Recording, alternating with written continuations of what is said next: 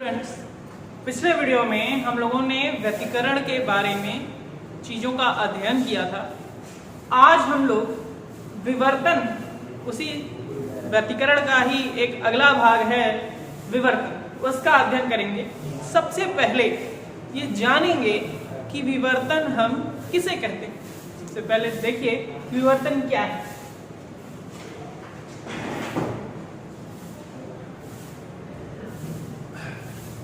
प्रकाश का किसी छिद्र अथवा सूक्ष्म तीक्ष्ण किनारों से मुड़ जाने की घटना ही विवर्तन कहलाती है।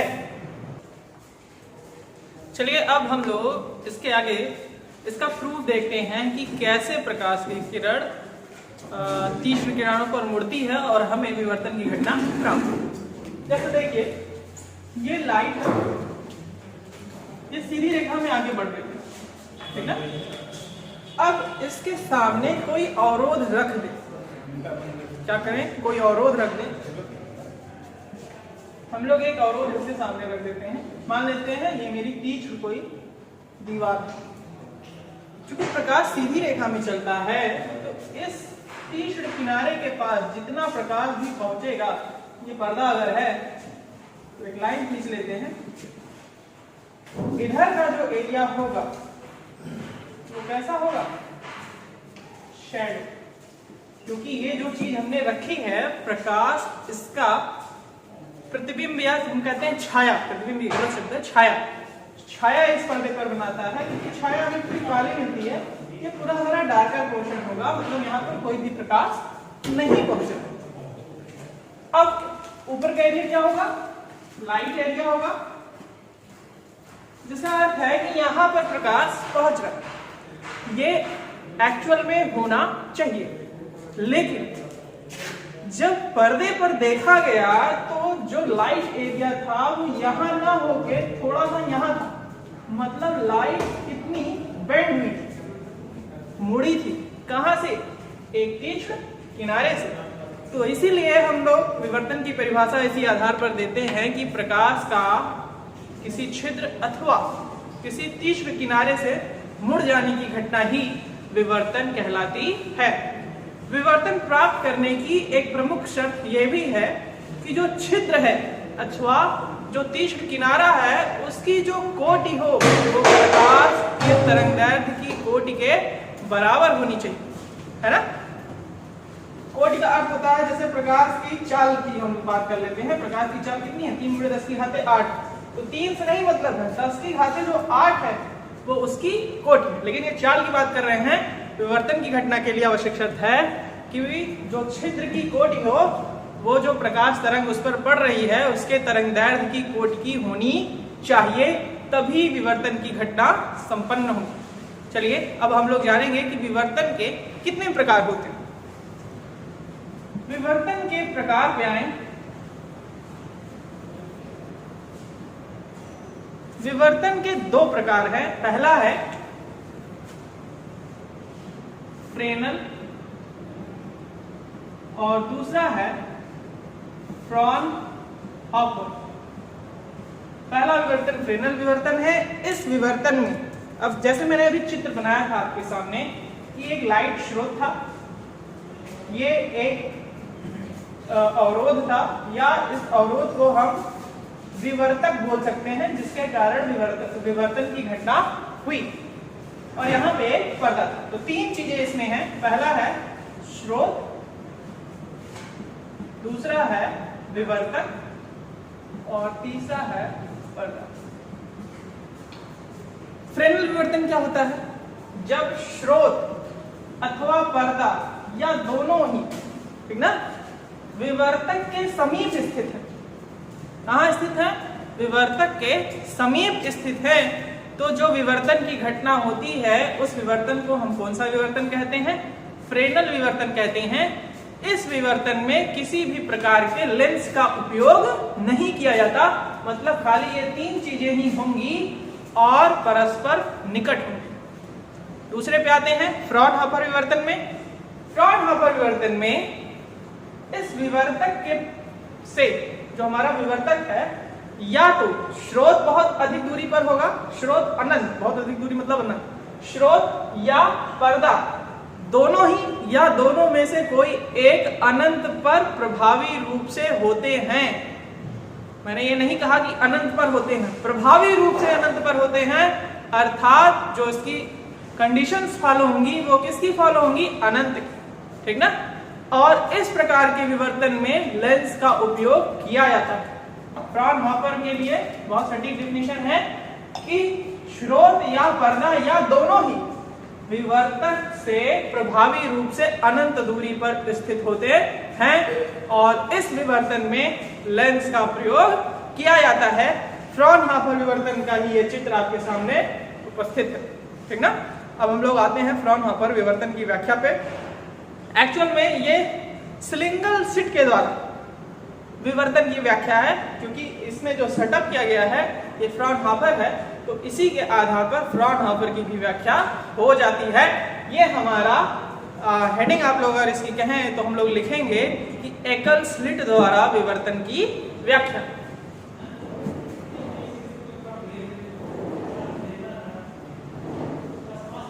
अब देखिए ये हमारी सिंगल स्लिट है और इसी से हमें विवर्तन की व्याख्या करनी है। हम लोग इसमें तीन चीजें पढ़ेंगे। सबसे पहले पढ़ेंगे एक्सपेरिमेंटल सेटअप कैसे किया गया है। दूसरी चीज इसकी व्याख्या क्या है, कैसे ये कार्य कर रहा है, और तीसरा इसका मैथमेटिकल व्यू।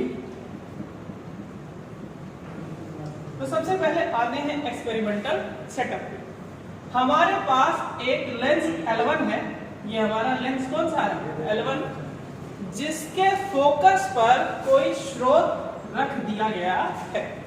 ऐसा इसलिए किया गया है क्योंकि लेंस के फोकस से चलने वाली प्रकाश की किरणें लेंस से अपवर्तन के पश्चात मुख्य अक्ष के समांतर हो जाती हैं।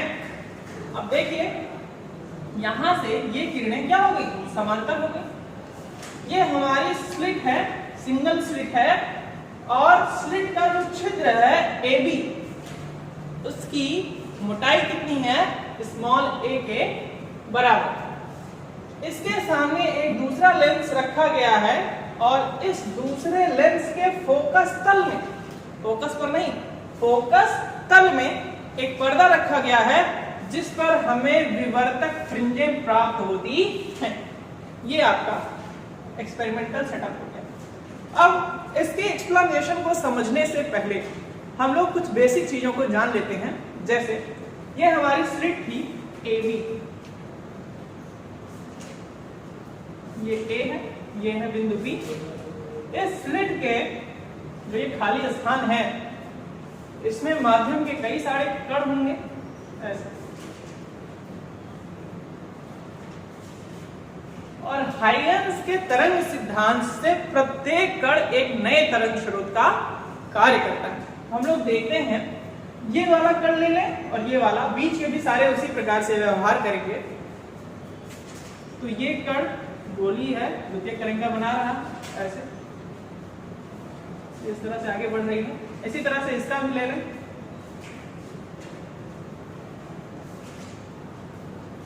छोटा सा देख लेते हैं ऐसे, जैसे इसका देख लें, ऐसे ही द्वितीय तरंगा बना रही है। और तरंगिकाओं के लंबवत खींची गई रेखा क्या होती है, किरण होती है। अब इस बात का हमको थोड़ा सा ध्यान रखना है। देखिए वेव ऑप्टिक्स में चाहे आप किसी भी चीज को वेव बनाकर समझाइए या फिर जो उसकी रे है, जो उसकी किरण है, उसके आधार पर आप व्याख्या कीजिए। है तो ये वेव ऑप्टिक्स, लेकिन वेव ऑप्टिक्स में इसमें किसके द्वारा व्याख्या की जा रही है, रेस के द्वारा। तो इस फिगर को बनाने का सेंस ये है कि अगर तरंगिका के लंबवत रेखा खींची जाए, जैसे एक मैंने खींच दी है और इसके भी संगत एक खींच दी गई है, तो ये दोनों जो बिंदु हैं, बिंदु A और बिंदु B, दोनों बिंदुओं से चलने वाली द्वितीय तरंगिकाओं में एक ऐसे दो रेखाएं मिलेंगी जो परस्पर क्या होंगी, समांतर होंगी। अगर इधर खींचे रेखो तो इसके संगत इधर मिलेगी। अगर इस तरह खींचे तो इसके संगत इधर मिलेगी। ये इसके समांतर है, ये इसके समांतर है और ये इसके समांतर है। अर्थात कहने का अर्थ ये है कि जब द्वितीयक तरंगिकाएं चलेंगी तो इसके सापेक्ष जो किरण बनेगी तो वो A और B के बीच में स्थित किन्हीं दो बिंदुओं के संगत वो रहेंगी और परस्पर समांतर चलेंगी। तो याद रखिएगा कि हम लोग समांतर किरण युग्म लेकर ही विवर्तन की व्याख्या करेंगे। अब अपने चित्र पर आते हैं। हमारा पहला सेटअप ये वाला, दो समांतर किरणों का ये वाला, और दूसरा दो समांतर किरणों का सेटअप ये वाला। मैंने दो लिए हैं, जैसे इसमें कई सारे हमको प्राप्त होते हैं तो हम लोगों ने अपने प्रयोग में कितने ले लिए, दो ले लिए। ये पहला सेटअप है समांतर किरणों का और ये वाला आपका दूसरा सेटअप। अब ये एंगल क्या है आपका, थीटा। प्रकाश किरण को, अब ये थीटा कैसे है, इसी को विवर्तक कोण कहते हैं, ठीक ना, डिफ्रैक्शन एंगल। ये इस लाइन को सीधे जाना चाहिए था लेकिन ये क्या हुई, थीटा एंगल ऐसे मुड़े। ठीक, इतनी चीजें आपको समझ में आ गई। जैसे ये थीटा है, ये भी थीटा ही है, नई एंगल मुड़ी हुई है। अब हम लोग क्या क्या हमको इसमें ज्ञात करना है, बड़े ध्यान से इसको समझिएगा। ये मैथमेटिकल व्यू जरूर है लेकिन इसमें चीजों को माना जाता है। चलिए अब हमको ज्ञात क्या क्या करना है। पहला हमको ज्ञात करना है सेंट्रल मैक्सिमा, जिसको आप बोलते हैं मुख्य उच्चिष्ट, ठीक ना। सबसे पहले ये ज्ञात करना है। फिर सेकेंडरी मिनिमा, जिसको हम बोलते हैं निम्निष्ठ। ठीक, सेकेंडरी का अर्थ आप दो मत लगाइएगा कि दूसरी मिनिमा। सेकेंडरी मिनिमा का अर्थ यह है निम्निष्ठ, या तो आप इसको सिंपली मिनिमा कह दीजिए या सेकेंडरी मिनिमा कहिए। और फिर थर्ड हमको निकालना है सेकेंडरी मैक्सिमा। ये हमारा मुख्य उच्चिष्ट हो गया, इसको हम बोल सकते हैं द्वितीयक उच्चिष्ट या उच्चिष्ट ही बोले, जो आपको अच्छा लगे वो आप कहिए। तो सबसे पहले आते हैं सेंट्रल मैक्सिमम। मैंने इससे पहले जो फिगर बनाया था उसमें लिखा था कि ये अगर दो पॉइंट हैं तो ये द्वितीयक तरंगिका बनाते हैं। क्या बनाते हैं, द्वितीयक तरंगिका बनाते हैं।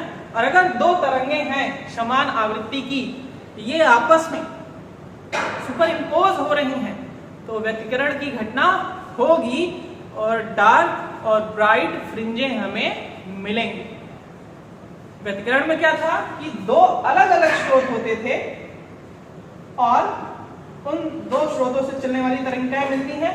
यहाँ पर एक ही स्लिट है और स्लिट का प्रत्येक बिंदु तरंग स्रोत की व्यवहार कर रहा है। यहाँ देखिए अलग अलग था लेकिन यहाँ पर क्या है, हर बिंदु से द्वितीय तरंगा निकल रही है तो एक ही स्लिट के दो तरंगिकाओं के मिलने से व्यतिकरण होगा। और अगर व्यतिकरण होगा तो पर्दे पर ब्राइट और डार्क, चाहे हम बैंड बोल दें, ठीक ना, चाहे फ्रिंजें हमें मिलेंगे। अंतर क्या है दोनों में ये हम लोग आगे पढ़ेंगे। अब देखिए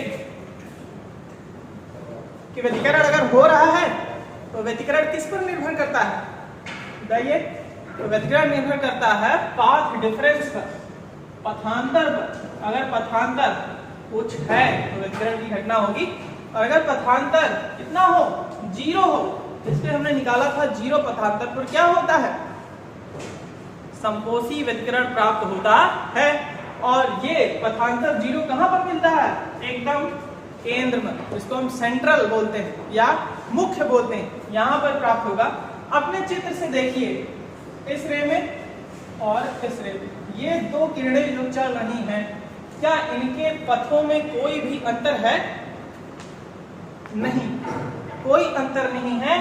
इसलिए बिंदु O पर, ठीक ना, हमें मुख्य उच्चिष्ठ प्राप्त होगा। क्यों प्राप्त होगा? क्योंकि यहाँ पर पथांतर हमारा शून्य है और शून्य पथांतर पर समकोशी व्यतिकरण प्राप्त हो रहा है, इसलिए सर्वाधिक तीव्रता वाला फ्रिंज बिंदु O पर प्राप्त हो जाएगा। ठीक, इसमें सारी चीजें हमें समझनी है, ये लॉजिक है, मैथमेटिकली नहीं निकालना है। ठीक ना। अब आते हैं अपने सेकेंडरी मिनिमा। ठीक, सेकेंडरी मिनिमा में भी वही केस, हमको सबसे पहला काम करना है कि पाथ डिफरेंस निकालना है। अब A और B से चलने वाले पर, इस पर और इस पर देखिए, तो आपको नजर आएगा कि पाथ डिफरेंस है। तो पहला हमें काम करना होगा कि पाथ डिफरेंस निकालना पड़ेगा कि पाथ डिफरेंस है क्या, मतलब पथांतर हमारा कितना है। इसको निकालने के लिए यहां से हम एक लंब खींच देते हैं या नॉर्मल खींच देते हैं, जो आप कहिए। ये हमने लंब खींच दिया, इसका नाम दे दिया हमने K। ठीक, अब देखिए ये एंगल 90 है, चूंकि ये रे है और ये आपका वेव फ्रंट आगे बढ़ रहा है। ये चूंकि रे के लंबवत अगर आप खींच देंगे तो वेव फ्रंट मिल जाएगा, चूंकि वेव फ्रंट आपका आगे बढ़ रहा है। ठीक ना। तो ये एंगल कितना हो जाएगा? 90 अंश पूरा है, तो ये थीटा हो गया, तो ये कितना हो जाएगा? 90 माइनस थीटा। ठीक, ये 90 माइनस थीटा है, ये 90 है, तो ये एंगल अब कितना हो जाएगा आपका? This is theta. ठीक, चलिए अब हम लोग अपना मिनिमा निकालते हैं। और सॉरी, अभी पाथ डिफरेंस हमने नहीं निकाला है, पहला काम करेंगे हम पाथ डिफरेंस निकालेंगे। अब ये दूरी A है, ये एंगल थीटा है, तो त्रिभुज A B K, path difference आपका क्या है? B से K, यही दूरी आपकी क्या है? Path difference. तो साइन थीटा निकालना है। साइन थीटा इक्वल्स टू लंब बटे कर, थीटा के सामने की भुजा लंब होती है B के, और 90 अंश के सामने की भुजा क्या होती है? कर्ण। तो लंब B के है, तो कर्ण क्या है? A B A, that is equal to आपका क्या हो जाएगा? A sin। ठीक ना। हमें अपना पाथ डिफरेंस मिल गया। अब हम आते हैं अपने सेकेंडरी मिनिमा। मैं पाथ डिफरेंस को यहाँ पे लिख ले रहा हूँ। पथांतर हमारा B के equals to A sin theta. चलिए आगे,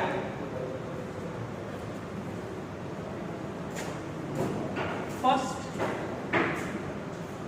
secondary minima. First secondary minima देखते हैं, इसको हम बोलेंगे प्रथम निम्नलिखित। ठीक है, हम मानेंगे कि हमारा जो पथांतर है BK वो किसके बराबर है? लैम्डा। किसके बराबर है? लैम्डा। और B के बराबर हमने क्या निकाला था? A sin theta. A sin theta that is equals to lambda. ठीक, अब हम ये जो दूरी है AB, इसको दो बराबर भागों में डिवाइड करेंगे। ये आपका ऐसे था, ये A, ये B और ये ऐसे गया हुआ है, और बीच की दूरी को हमने कितने दो बराबर भागों में बांट दिया, ऐसे बांट दिया। ठीक ना। एक थ्योरम होती है BPT थ्योरम, बहुत वाइड है, आप ये लॉजिक है, इसको समझिए, बहुत इसमें डीपली जाने की आवश्यकता नहीं है। इस लॉजिक के आधार पर अगर ये जो तरंगदैर्घ्य लैम्डा थी, तो यहाँ पर कितनी हो जाएगी? Lambda by 2। कोई एक ऐसा पॉइंट होगा, ये अगर हम मान लें C मान लेते हैं, AC और AB, AB के बीच पथांतर कितना था? लैम्डा, और AC के बीच कितना है? Lambda by 2। तो जब हमने इसको किया तो पथांतर हमारा क्या हुआ? कम हो गया।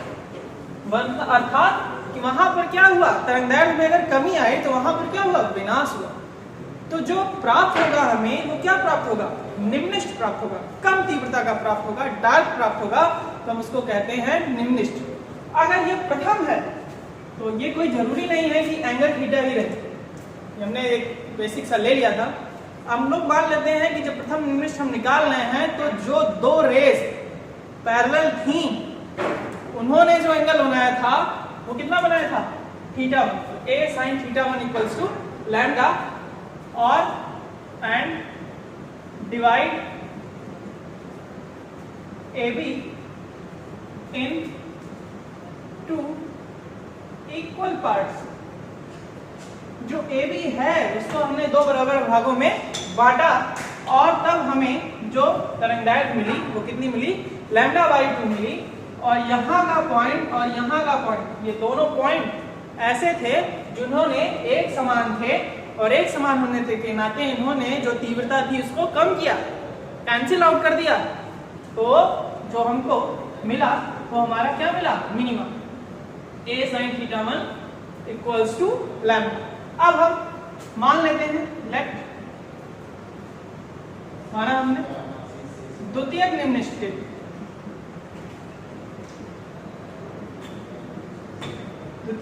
के लिए हमने मान लिया bk equals to 2 lambda.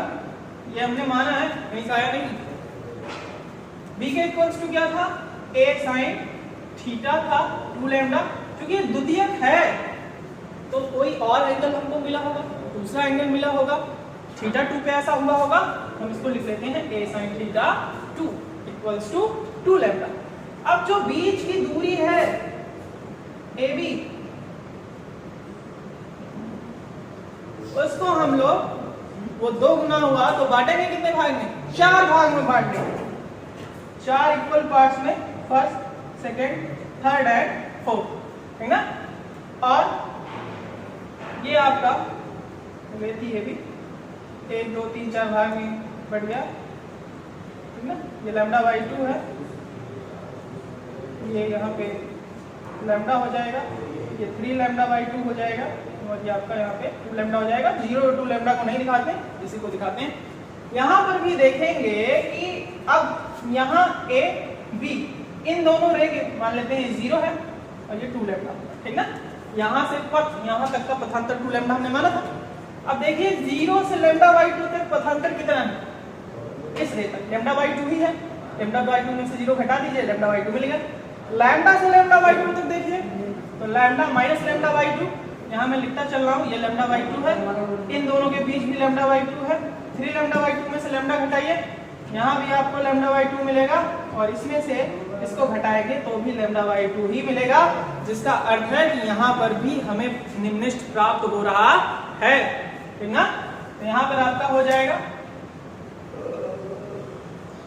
a sin theta 2 equals to 2 lambda. ये प्रथम के लिए था, ये द्वितीय के लिए था, तो एमोमे निम्निष्ठ के लिए क्या होगा? क्या हो जाएगा? a sin theta m that is equal to m lambda, ठीक ना। या इन जनरल हम लिख लेते हैं कि a sin theta equals to m lambda, ठीक ना। आपका a sin theta equals to m lambda हो जाएगा। यहाँ पर m लैम्डा के साथ हम प्लस और माइनस लगा देते हैं। जिस प्रकार से व्यतिकरण में केंद्रीय दीप्त फ्रिंज के ऊपर भी फ्रिंजें मिलती हैं और नीचे भी फ्रिंजें मिलती हैं, उसी प्रकार विवर्तन में भी केंद्रीय उच्चिष्ट के ऊपर भी उच्चिष्ट मिलेंगे, सॉरी निम्निष्ठ मिलेंगे और नीचे भी आपको निम्निष्ठ मिलेंगे। ऊपर के निम्निष्ठ के लिए प्लस और नीचे के निम्निष्ठ के लिए हम लोग माइनस का प्रयोग करते हैं।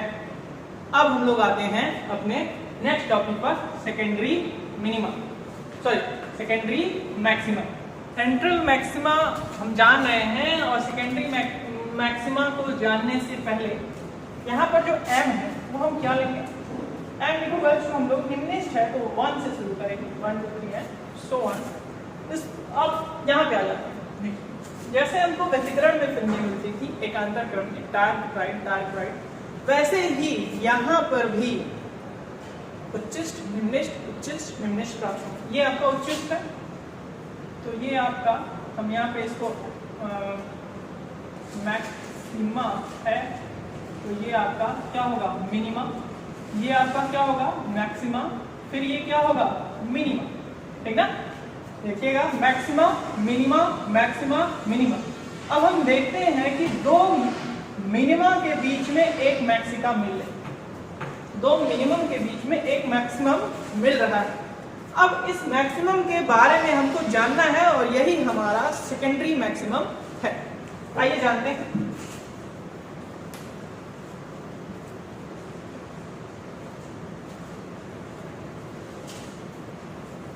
पाथ डिफरेंस तो हमारे पास है ही, हमारे पास path difference pk equals to k sin theta है। हम लोग सबसे पहले फर्स्ट सेकेंडरी मैक्सिमा अर्थात प्रथम उच्चिष्ट के बारे में जानें। हम लोग मानते हैं, इसके लिए हमने माना कि bk equals to 3 lambda by 2। अब आप सोच रहे होंगे सर ने ये क्या माना है, 3 लैम्डा बाई 2 कैसे माना है। तो यहाँ पर देखिए पथांतर या तो 0 होगा, ठीक, या लैम्डा होगा या 2 लैम्डा होगा। ये तो हम जान रहे हैं, आप लैम्डा लिया था मैंने, 2 लैम्डा लिया था, 4 लैम्डा। लैम्डा और 2 लैम्डा के बीच में, 1 और 2 के बीच में हमें क्या मिलेगा 1.1, 1.2, 1.3, 1.4, 1.5, ठीक ना। तो यहाँ पे हम लिख लेते हैं 1.5 लैम्डा, ये इसके ठीक बीच में मिल रहा है। 1.5 को हम क्या लिख सकते हैं 3/2। मैंने पहले ही आपको बता दिया था कि दो निम्निष्ठों के बीच में उच्चिष्ट प्राप्त होता है। तो ये वाला निम्निष्ठ के लिए, ये वाला निम्निष्ठ के लिए, तो ये क्या हो गया आपका उच्चिष्ट, ठीक ना। इसलिए हमने इसको कितना माना 3 लैम्डा बाई 2। तो यहाँ पे हम लोग लिख लेंगे a sin। अब चूंकि ये थीटा है और हमने θ1 मान लिया था इससे पहले वाले में, तो इसको θ1 क्या मान dash it is equal to 3 lambda by 2। यहाँ पे हमारे सामने a b है, ये a ये b, जिसके सामने कई सारे बिंदु हैं। तो ये लैम्डा के उसमें मल्टीपल 3 का है, तो हम लोग इसको 3 बराबर भागों में बांट देंगे। ये AB जो हमारा था इसको हम लोग कितने भाग में बांटेंगे 3 बराबर भाग। निम्निष्ठ में हमने कितने में बांटा था 2 में, यहाँ पर कितने में 3। ये 1 भाग 2 भाग 3, ठीक ना। अब ये आपका लैम्डा बाई 2, ये आपका लैम्डा, ठीक ना। ये आपका 3 लैम्डा बाई 2 हो जाएगा और ये आपका 0 हो जाएगा। तो यहाँ पर कोई पथांतर नहीं है, इन दोनों के बीच लैम्डा बाई 2 है, इन दोनों के बीच लैम्डा है और इनके बीच भी यहाँ से a g, यहाँ पे एक बार फिर सुन लीजिए, बिंदु A पर a और a के बीच पथांतर 0, a और इस बिंदु के बीच लैम्डा बाई 2, a और इस बिंदु के बीच लैम्डा, ये वाला जो मैंने लाइन खींच रखी थी ना, a और इस वाली लाइन जो d है उसके बीच कितना पथांतर है 3 लैम्डा बाई 2 का पथांतर है। अब कोई इनमें से दो ऐसे होंगे जिनका इस एंगल पर θ1 डैश पर तीव्रता समान होगी और ये दोनों तीव्रताएं एक दूसरे को कैंसिल कर देंगे। लेकिन जो इसका तीसरा पार्ट है 1/3 का, उसके कारण कुछ तीव्रता हमें पर्दे पर प्राप्त होगी। क्योंकि ये केवल और केवल 1/3 के कारण प्राप्त हो रहे हैं। कितने 1/3, किसी भी चीज के 1/3 से। तो ये कैसी होगी, जो वो चीज होगी उससे काफी कम होगी। तो जो तीव्रता हमारी मुख्य उच्चिष्ट पर होती है उससे काफी कम तीव्रता हमें अपने फर्स्ट सेकेंडरी मैक्सिमा पर, मतलब प्रथम उच्चिष्ट पर प्राप्त होती है। इसका रीजन क्या है, क्योंकि इस भाग के 1/3 के कारण वो तीव्रता होती है। अब हम लोग द्वितीयक वाला निकालते हैं। द्वितीयक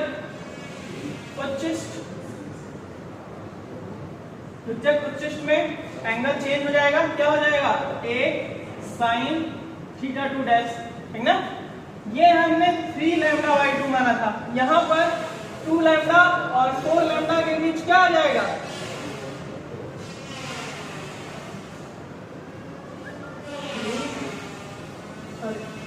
5/2 5/2 लैम्डा, ये 3 लैम्डा होगा, मैंने लिखा हुआ है 4 फिगर गलत था।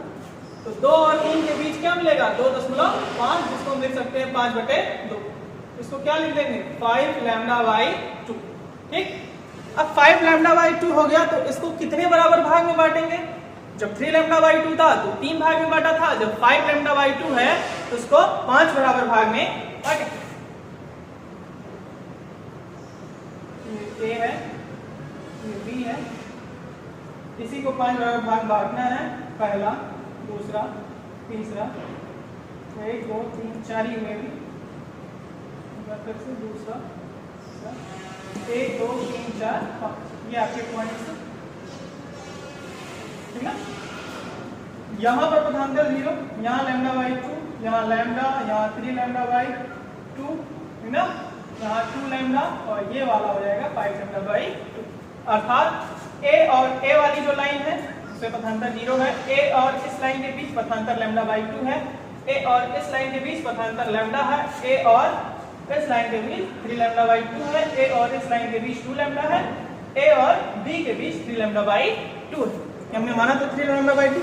इसको लिखते कैसे हैं देखिए, पहला 0, हर में आप λ/2 जोड़ते जाइए। जैसे इसमें आप λ/2 जोड़ेंगे कितना मिलेगा लैम्डा, लैम्डा में λ/2 जोड़ेंगे तो 3 λ/2, इसमें λ/2 जोड़िए 2 लैम्डा, 2 लैम्डा में λ/2 जोड़िए तो 5 λ/2 हमको प्राप्त हो जाता है। ये इसको लिखने का तरीका है, ठीक ना। अब देखिए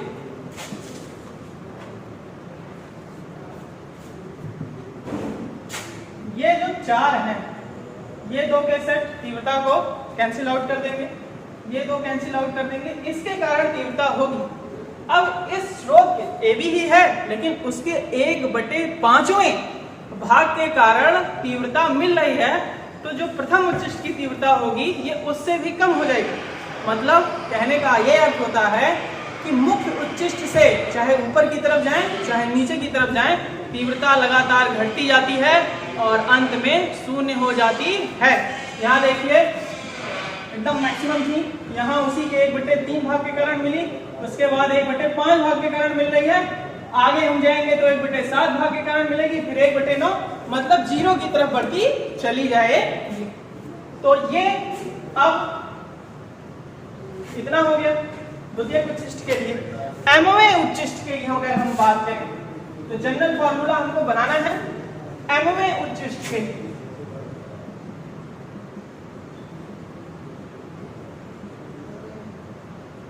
एमवें उच्चिष्ट के लिए देखिए A sin थीटा लिख लेते हैं, कॉमन है, A sin theta is equal to 2m + 1 lambda, ठीक ना, 2m + 1 लैम्डा, जहां m बराबर ये 0 से शुरू होगा, 0 1 2 3, चलिए 0 रखिए,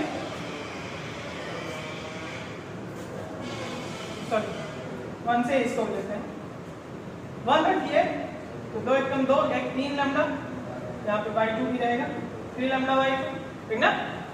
और उच्चिष्ट है 0 रख सकते हैं, 0 अगर रखेंगे तो 0 हो जाएगा, और 0 पे तो हमको प्राप्ति होगा तो हम लोग 0 से ही लेंगे, 0 रखिए तो ये λ/2, ठीक, फिर 3 λ/2, फिर 2 दूनी 4 है, 5 λ/2, 3 दूनी 6, 7 λ/2। ये आपका जनरल फॉर्मूला हो गया प्रथम उच्चिष्ट और द्वितीय उच्चिष्ट और या एमवें उच्चिष्ट के लिए। हमको मैक्सिमा मिल गई, मिनिमा मिल गई। अब हम लोग इसका कोणीय रूप में एक ग्राफ खींचेंगे। चलिए बेटा, अब हम लोग कोणीय स्थिति ज्ञात करेंगे उच्चिष्ट और निम्निष्ट। हमारे पास फॉर्मूला है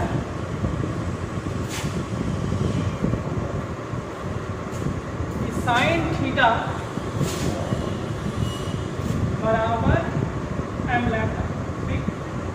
हम लोग 0 से शुरू कर लेते हैं, तो जो कोणीय स्थिति थीटा मिलेगी वो निम्निष्ट के लिए क्या मिलेगी, 1 से शुरू करेंगे तो लैम्डा, 2 लैम्डा, या ये a sin थीटा था, m λ/a, λ/a, 2 λ/a और आगे 3 λ/a। ये निम्निष्ट के लिए आपकी कोणीय स्थिति। उच्चिष्ट की अगर बात करें तो हमको मिल जाएगा sine theta that is equal to क्या होता है 2m + 1 λ/2 और m बराबर हमारा 0 से शुरू होता है तो हो जाएगा 0 पर मिलेगा आपको फिर बराबर 1 2 ऐसे रखते हैं तो 3 λ/, फिर ये आपका a इसमें ऐड होता जाएगा, फिर 5 λ/, 7 λ/। तो यहाँ पर निम्नलिखित की थोड़ी स्थिति को दिखाया गया है कि ये आपका मुख्य उच्चिष्ट जो प्राप्त हुआ था वो 0 पर, फिर जो प्रथम निम्नलिखित मैंने कहा था ये प्लस माइनस होता है, एक तरफ हम प्लस लेंगे तो दूसरी तरफ माइनस लेंगे। तो इधर की तरफ देखें तो प्रथम निम्नलिखित हमारा λ/a, देखिए द्वितीय निम्नलिखित 2 λ/a, तृतीय निम्नलिखित 3 λ/a। इस तरफ चले जाए तो वही चीजें माइनस में हो जाती हैं, ठीक। अब उच्चिष्ट को देखिए, ये उच्चिष्ट आपको मिला λ/a 2 λ/a के बीच की पहला वाला क्या मिलेगा, ये तो आपको मुख्य उच्चिष्ट मिल गया 3 λ/, यहाँ पे आपको क्या मिलेगा, ये वाले बिंदु इन दोनों के बीच में 5 λ/2। 5 λ/2 का मतलब होता है 2.5 और 3 λ का मतलब होता है 1.5, ठीक है, ठीक ना। तो ये एक ग्राफ है जिसके थ्रू उच्चिष्ट और निम्नलिखित की थोड़ी स्थितियों को प्रदर्शित किया गया है, और वो कैसे निकला है, फॉर्मूले से ही निकला है। यहाँ पे देखिए sin थीटा = m लैम्डा होता है, a हमने इधर मिल दिया m λ/a हो गया, थीटा बराबर m बराबर 1 रखा तो λ/a, 2 रखा तो 2 λ/a, 3 रखा तो 3 λ/a। इसी तरह इसमें भी हो जाता है, ठीक ना। अब हम लोग अपने टॉपिक पे चलते हैं कि व्यतिकरण और विवर्तन में क्या अंतर है। व्यतिकरण और विवर्तन में आपने अंतर देखा होगा कि व्यतिकरण में 2 तरंग स्रोत आपके होते हैं और उनसे व्यतिकरण प्रतिरूप बनता है, डार्क और ब्राइट फ्रिंजें बनती हैं। विवर्तन में एक ही स्लिट के जो माध्यम के कण हैं वो अलग अलग तरंगिकाओं का काम करते हैं, एक ही उसकी अलग अलग तरंगिकाएं विवर्तन पैटर्न को बनाती हैं। व्यतिकरण की जो फ्रिंजें प्राप्त होती हैं उनका जो कंस्ट्रक्ट होता है, मतलब दिखाई देना बहुत अच्छा होता है, गुड कंस्ट्रक्ट प्राप्त होती है। कि विवर्तन में इसका कंस्ट्रक्ट लो होता है, कम होता है, बहुत कम दिखाई देती है। व्यतिकरण में जितनी हमको फ्रिंजें प्राप्त होती हैं, चाहे वो डार्क हो चाहे ब्राइट हो, सारी डार्क फ्रिंजें एक तीव्रता की, सारी ब्राइट फ्रिंजें एक तीव्रता की प्राप्त होती हैं। लेकिन विवर्तन में उच्चिष्ट, सारे उच्चिष्ट या सारे निम्नलिखित एक ही तीव्रता के नहीं प्राप्त होते हैं।